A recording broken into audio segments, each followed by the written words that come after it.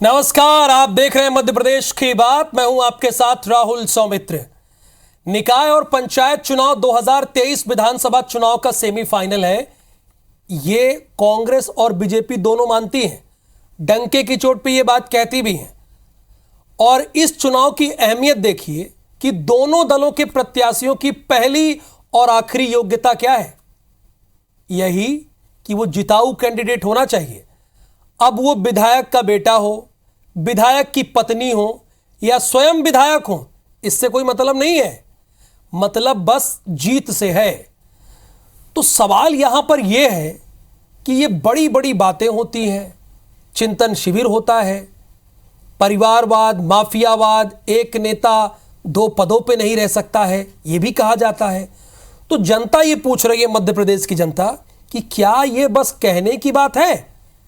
क्योंकि दोनों दल यही कह रहे हैं कि जीत के लिए उन्हें जिताऊ कैंडिडेट चाहिए, योग्यता यही रखी गई है, इसके अतिरिक्त कोई योग्यता नहीं है। और जो ठीक मेरे पीछे आप दोनों को देख रहे हैं, इन्हीं दोनों का स्टेटमेंट है, यानी पूर्व मुख्यमंत्री और भारतीय जनता पार्टी के वर्तमान प्रदेश अध्यक्ष, दोनों को देख रहे हैं मेरे पीछे है स्क्रीन पर। इन्हीं दोनों ने कहा आज बहस इसी पर होगी, लेकिन पहले नेता प्रतिपक्ष और भारतीय जनता पार्टी के प्रदेश अध्यक्ष की बात सुन लेते हैं। अब हम तो देंगे जो सबसे काबिल है, जो सबसे जीतने वाले हैं। और कई जगह के तो हमने तय कर लिए। अगर विधायक जीतने वाला है, अगर विधायक का बेटा जीतने वाला है, विधायक की पत्नी जीतने वाली है, क्यों नहीं देंगे? सर्वे मैंने बहुत करवा लिए।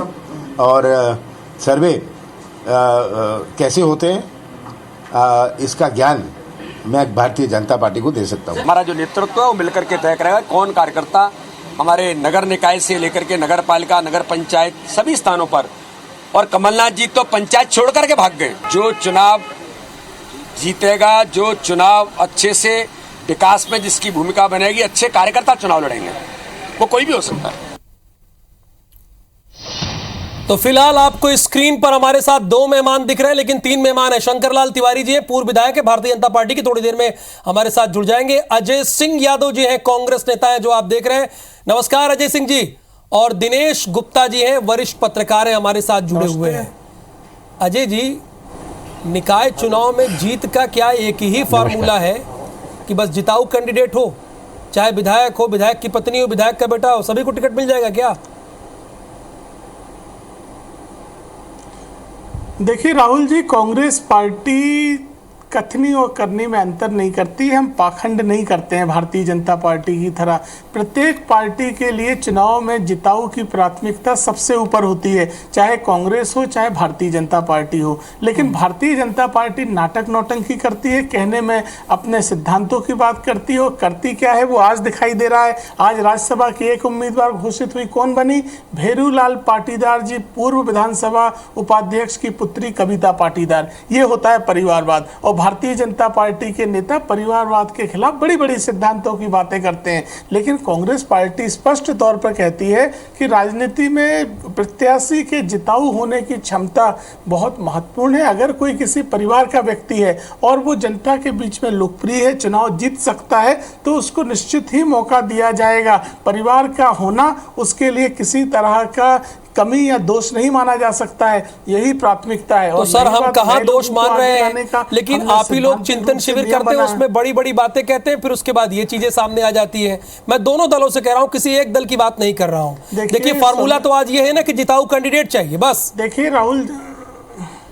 देखिए राहुल जी, कांग्रेस पार्टी द्वारा उदयपुर चिंतन शिविर में बहुत सारे निर्णय लिए गए जो धीरे धीरे करके अमल में लाए जा रहे हैं। मूलतः ये निर्णय 2024 के लोकसभा चुनाव के पहले पूरी तरह अमल में लाए जाएंगे। अभी नगरीय निकाय चुनाव है। अगर हमारे पास किसी स्थान पर किसी परिवार का व्यक्ति उपयुक्त उम्मीदवार है, तो उसको इस वजह से नहीं हटाया जा सकता है कि वो परिवार से जुड़ा हुआ है, और नए लोगों को ज़्यादा से ज़्यादा मौका दिया जाएगा। अभी उम्मीदवारों की लिस्ट आने दीजिए, जब चुनाव सामने आएगा तब आपको पता चलेगा कि पारिवारिक उम्मीदवारों से नए उम्मीदवारों राजनीतिक क्षेत्र में जिनका राजनीतिक परिवारों से ना होने के बाद भी कांग्रेस ने ज़्यादा मौका दिया है, ऐसी सूची ज़्यादा होगी। लेकिन मैंने आपसे स्पष्ट कहा, हम ढोंग नहीं करते, पाखंड नहीं करते। आज कविता पाटीदार को टिकट देके बीडी शर्मा जी पाखंड कर रहे हैं। बताइए, भेरूलाल पाटीदार जी की पुत्री के अलावा कविता पाटीदार जी की क्या उपलब्धि है? उन्हें तो आप चुनाव भी नहीं लड़ा रहे हैं, उन्हें तो तस्तरी परोस कर राज्यसभा में भेज रहे हैं। तो ये होता है परिवारवाद। कांग्रेस पार्टी ऐसा परिवारवाद नहीं करती है।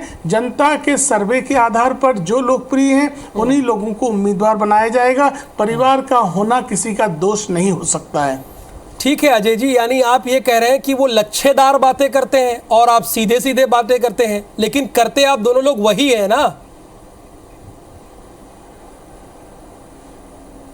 देखिए राहुल जी, कांग्रेस और भाजपा में मैंने आपसे कहा मूल अंतर है। हमने उदयपुर में जो चिंतन शिविर किया उसमें जो निर्णय लिए गए, कुछ परिवार से संबंधित भी निर्णय लिए गए, नए लोगों को, युवा पीढ़ी और एक व्यक्ति एक पद जैसे सिद्धांत, ये धीरे धीरे करके अमल में आएंगे। 2024 के लोकसभा चुनाव के रोड मैप के लिए निर्णय लिए गए हैं। ये नगरीय निकाय चुनाव है, इसके लिए ये रोड मैप नहीं बनाया गया है।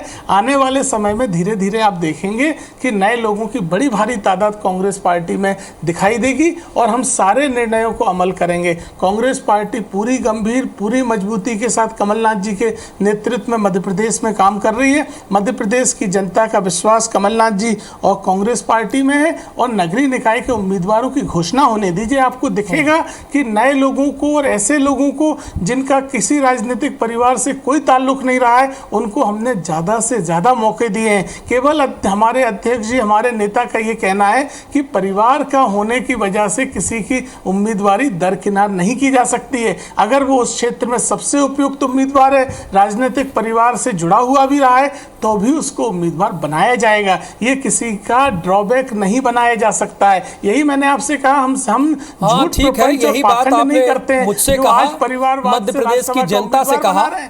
ठीक है, दोनों लोगों से कहा। हमारे साथ पूर्व विधायक शंकर लाल तिवारी जी भी जुड़ गए हैं।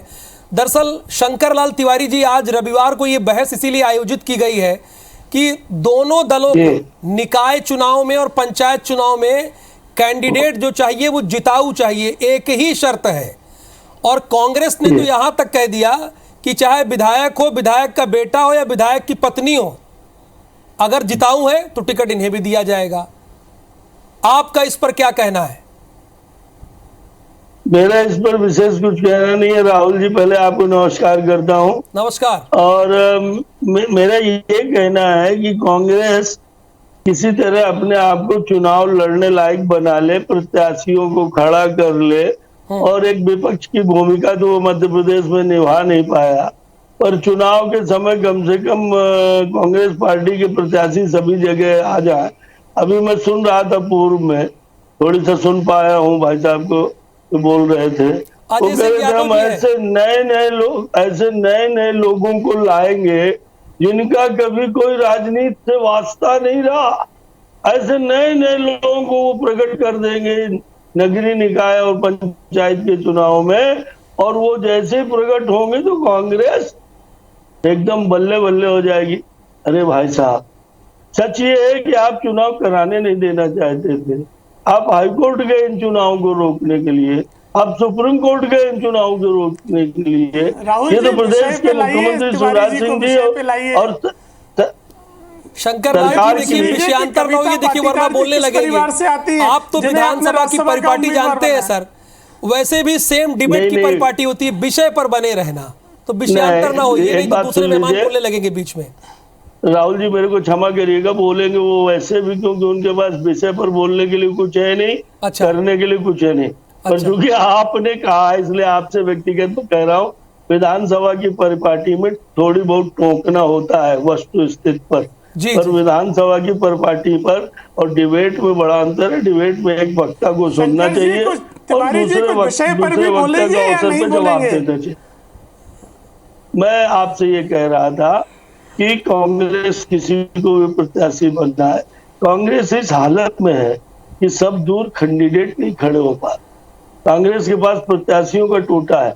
मैं आपसे इतने जानना चाहता हूँ, आज ये बड़ा चमत्कार कर देंगे, बड़े तीरंदाज हैं, बड़े वीर हैं, पर पिछले नगरीय निकाय चुनाव में कितनी नगरीय निकाय में इनके महापौर थे?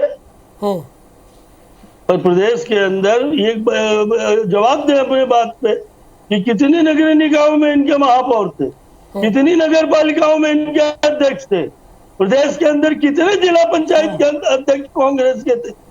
कहीं कुछ नहीं। और फिर भी शेख चिल्ली की बातें और बिल्कुल एकदम शेख चिल्ली के सब जो कुछ नहीं शेख चिल्ली जैसे उदाहरण आप दे रहे हैं। देश में 50 साल कांग्रेस की सरकारें नहीं और आप एक शेख चिल्ली जैसी बातें कर रहे हैं कि भारतीय जनता पार्टी हर चुनाव एक नया चुनाव होता है। नगरीय निकाय चुनाव के बाद 2018 में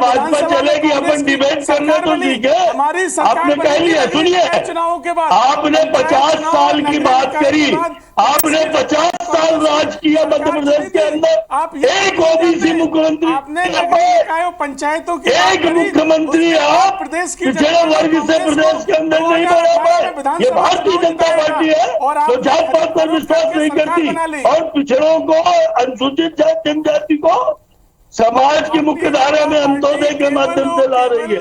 पिछले 18 वर्षों से मध्य प्रदेश के अंदर भारतीय जनता पार्टी है जिसने उमा भारती, बाबूलाल गौर और फिर शिवराज सिंह निरंतर पिछड़े वर्ग को महत्व दे करके प्रदेश का मुख्यमंत्री बना के रखा।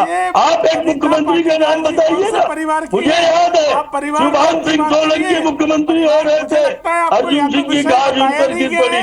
मुझे याद है सुभाष यादव मुख्यमंत्री हो रहे थे, अर्जुन सिंह की गाज उन पर गिर पड़ी, दिग्विजय सिंह की। बिल्कुल सर, बिल्कुल शंकर जी आपने अपनी बात रखी और अजय जी आपने भी अपनी बात रखी। हमारे साथ एक वरिष्ठ पत्रकार हैं, आपके इसी मंच पर जुड़े हुए हैं, अपनी बारी की प्रतीक्षा कर रहे हैं, दिनेश गुप्ता जी। दिनेश गुप्ता जी, कमलनाथ जी के बयान को शंकर लाल तिवारी जी इस तरह कह रहे हैं। उन्होंने चूंकि कहा कि चाहे विधायक हो या विधायक की पत्नी हो या विधायक का बेटा हो, अगर जिता हुई तो टिकट मिलेगा। तो शंकर लाल तिवारी जी कह रहे हैं कि उनके पास प्रत्याशियों का टोटा है। तो ये जो जिताऊ कैंडिडेट का फार्मूला बीजेपी और कांग्रेस लेकर आई है कि जिताऊ चाहिए, क्राइटेरिया बना रही है, तो इसे आप कैसे देखते हैं?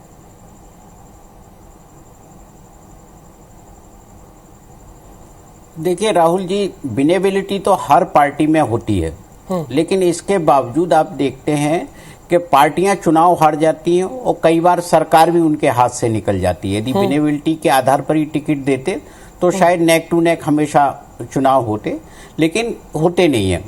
जहां तक सवाल ये देखने का है कि कांग्रेस पार्टी में कितने उम्मीदवार हैं या भारतीय जनता पार्टी के पास कितने उम्मीदवार हैं, देखिए कांग्रेस की जो स्थिति है किसी से छुपी हुई नहीं है। जिस तरह से वहां दल बदल हुआ है तो कांग्रेस के लिए ये चुनौती वाला चुनाव बहुत ज्यादा है, क्योंकि ये इस चुनाव में, इन दोनों चुनाव में, पंचायत तो चूंकि दलीय आधार पर नहीं है, लेकिन नगरीय निकाय के चुनाव में उसके पास कैसे कैंडिडेट हैं, खालिस कांग्रेसी हैं कि नहीं, और फिर वो टिकाऊ हैं कि नहीं, इसके साथ उसे ये भी देखना है।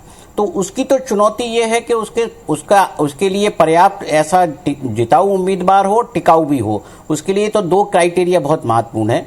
लेकिन भारतीय जनता पार्टी के लिए बड़ी समस्या इस वक्त राहुल जी दिखाई देती है, क्योंकि जो लोग कांग्रेस छोड़कर भारतीय जनता पार्टी में आए हैं वो भी चाहेंगे कि उनको टिकट मिले। तो उनके यहाँ जो दावेदारों की संख्या जिस तरह से बढ़ी है वो भारतीय जनता पार्टी की परेशानी का सबब है। इसलिए आप देखिए ना कि दोहरे पैटर्न पर मध्य प्रदेश में चुनाव हो रहा है कि नगरीय निकाय में जो शहरी क्षेत्र, जो नगर निगम वाले क्षेत्र हैं, उन क्षेत्रों में हम डायरेक्ट इलेक्शन करा रहे हैं महापौर का, लेकिन नगर पालिका और नगर पंचायत में इनडायरेक्ट करा रहे हैं। तो ऐसी दोहरी व्यवस्था किसी दूसरे राज्य में देखने को नहीं मिलती है। ये व्यवस्था का कारण ही यही है कि भारतीय जनता पार्टी के पास बहुत ज्यादा दावेदार हैं और असंतोष की संभावना भी बहुत ज्यादा है। यदि असंतोष जो है पार्टी में होता है तो इसका असर निश्चित तौर पे 2023 में पड़ेगा, जब हम इस चुनाव को सेमीफाइनल कहते हैं कि ये सेमीफाइनल है। यही लोग कह रहे हैं सेमीफाइनल में हारने वाली बीजेपी और कांग्रेस की सेमीफाइनल पहुंचती है। ये भी हाँ, तो इसलिए जो सेमीफाइनल की तैयारी है, जो सेमीफाइनल जीतेगा उसके लिए उतने चांसेस बढ़ जाते हैं। यदि जो है सेमीफाइनल में हारी हुई टीम अपने आप को करेक्शन कर लेती है तो वो भी फाइनल में जीत सकती है। ऐसे भी आपको बहुत सारे उदाहरण मिलेंगे, जैसे हमने 2018 के विधानसभा चुनाव में देखा था कि कांग्रेस इसके पहले के सारे चुनाव हार रही थी, लगातार हार रही थी, लेकिन 2018 में उसने जिस तरह से अपनी वापसी की सत्ता में, वो भारतीय जनता पार्टी के लिए चिंता का विषय है। और ये चिंता का विषय ऐसा नहीं है 2023 के लिए भी हो, और इन चुनावों में भी वो चिंता का विषय है। भले ही हमने देखा हो कि 28 सीटों का उपचुनाव जीत लिया, भारतीय जनता पार्टी कॉन्फिडेंस में दिख रही हो, लेकिन जिस तरह से कांग्रेस पार्टी के नेताओं का कॉन्फिडेंस लौटा है और जिस तरह से उनकी कवायद चल रही है, एक मंच पर दिखाई दे रहा है, वो भी भारतीय जनता पार्टी के लिए थोड़ा सा चिंताजनक है। शंकरलाल तिवारी जी, देखिए, एक वरिष्ठ पत्रकार का ये आकलन था जो आप सुन रहे थे। वो उनका मानना है कि कांग्रेस का कॉन्फिडेंस लौटा है, लेकिन उन्हें जिताऊ और टिकाऊ दोनों चाहिए। नहीं, निश्चित रूप से उन्होंने एक शब्द ये कहा है, मजबूत शब्द, कि कॉन्फिडेंस लौटा, पर इसके पहले वो बहुत कुछ बोल गए। इसके पहले जो मैंने शब्द कहा था कि उनके पास टोटा है प्रत्याशियों का, उस पर जब आपने सवाल किया तो उन्होंने ये बात साफ कही कि देखिए, कांग्रेस के सामने कई समस्या है। एक तो कांग्रेस डूबता हुआ जहाज है, और इसलिए पूरे देश में अखिल भारतीय स्तर पर, राज्य स्तर पर, जिला स्तर पर इनका कार्यकर्ताओं का नेटवर्क बचा नहीं, और इसके अलावा इनके नेता रोज कहीं ना कहीं पार्टियां छोड़ रहे हैं। पिछला उपचुनाव आपके सामने है जो 28 विधायकों का, उसकी भी ने चर्चा की। कांग्रेस का कॉन्फिडेंस निश्चित रूप से है ही नहीं। किस आधार पे कॉन्फिडेंस लौटेगा? रही बात इनको एक मंच में बैठने की, तो ये सुबह एक मंच में बैठते हैं, दोपहर को कुछ भी ट्वीट कर देते हैं, शाम को कुछ भी इनके बयान आपस में आ जाते हैं। और इसलिए उन्होंने बड़ी अच्छी बात कही है कि कांग्रेस को जहां जिताऊ उम्मीदवारों का टोटा है, वहां ऐसे उम्मीदवारों का भी टोटा है जो अभी मित्र मेरे कांग्रेस के कह रहे थे कि हम आसमान फाड़ गए, धरती चीर के ऐसे लोगों को ले आएंगे जो कभी राजनीति में नहीं थे और उनको चुनाव लड़ाएंगे। जो आप सवाल कर रहे हैं, इसी का जवाब अजय सिंह जी से जवाब लेंगे, शंकरलाल तिवारी जी का। उसके बाद तीनों मेहमानों के पास एक एक मिनट होगा।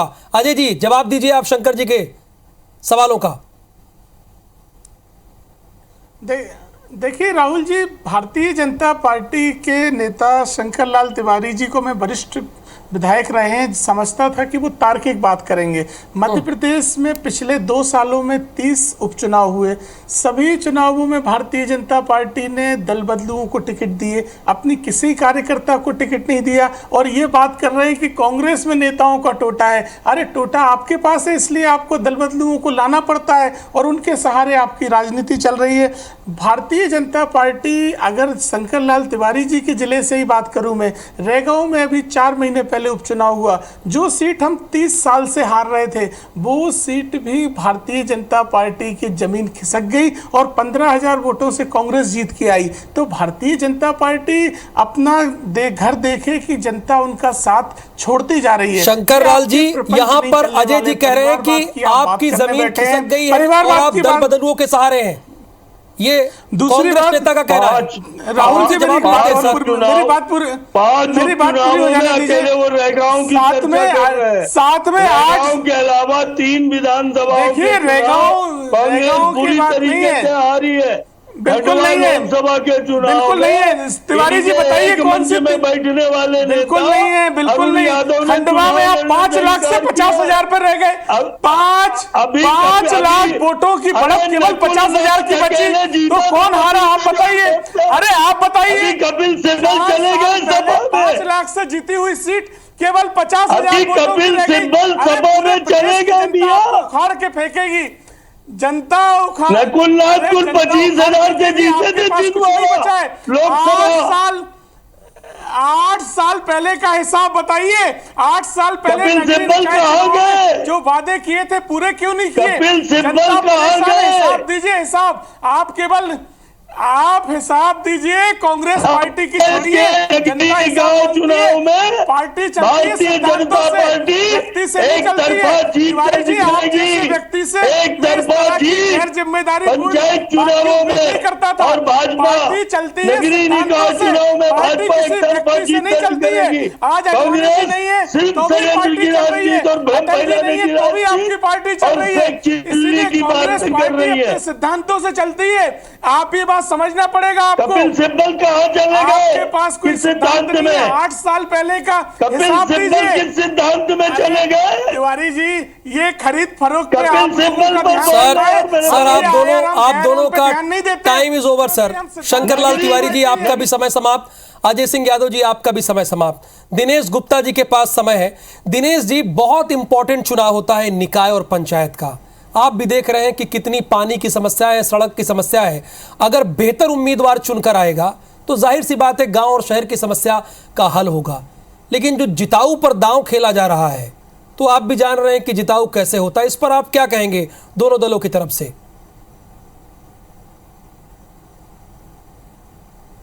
देखिए, जिताऊ के साथ जो मुद्दा एक महत्वपूर्ण है कि पार्टी किस मुद्दे पर चुनाव लड़ रही है। हम पिछले दिनों से लगातार ये देख रहे हैं कि विकास मुद्दा नहीं होता, महंगाई मुद्दा नहीं होती, रोजगार मुद्दा नहीं होता। जिस तरह की चीजें मुद्दा हैं उसमें हम जो निकाय की जरूरतें हैं, निकाय में रहने वाले लोगों की जरूरतें हैं, उन पर बात कहाँ हो रही है। आप देखिए कि जो भी बात हो रही है वो इस वक्त बिल्कुल अलग तरह के माहौल में हर चुनाव हो रहा है। उत्तर प्रदेश हो, बंगाल हो, एक जिस तरह से चुनाव हो रहा है ऐसा लगता है कि यहाँ विकास की अब आवश्यकता नहीं है। तो लेकिन जब हम निकाय चुनाव में स्थानीय स्तर पर लोकल देखेंगे तो बहुत सारे कास्ट फैक्टर भी होगा कि जाति के आधार पर यदि आपने टिकट दिया है, फिर वहां देखेंगे कि आप जो वो जाति में जीतने वाला है कि नहीं, सब कास्ट है कि नहीं। तो मुद्दा जो है हर जगह अप्रासंगिक हो जाता है। वहां हो जाता है कि जिताऊ कैसे है, चाहे वो कास्ट हो, रिलीजन हो, उस आधार पर मुद्दा यही होना चाहिए। दिनेश जी भी यही कह रहे हैं कि जो जनता से जुड़ा हुआ हो, जनता के लिए चूंकि आप शासन कर रहे हैं तो जनता से जुड़े हुए मुद्दे पर चुनाव लड़ना चाहिए। बहुत बहुत धन्यवाद दिनेश जी आपका, अजय सिंह यादव जी आपका और शंकरलाल तिवारी जी आपका भी, और मध्य प्रदेश की जनता का भी बहुत धन्यवाद मध्य प्रदेश की बात को देखने के लिए।